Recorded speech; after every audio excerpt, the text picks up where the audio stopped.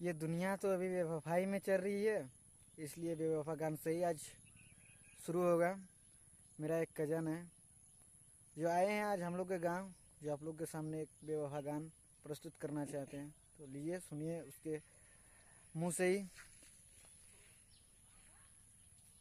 তুই চলে গেলি কলজাটা ফাড়ে রে, তুই চলে গেলি কলজাটা ফাড়ে রে, আমি কান্দে মরি আছাড়ে আছাড়ে, এই ভালোবাসে দাগা দিলি, আমকে খেপার পাড়া করে গেলি,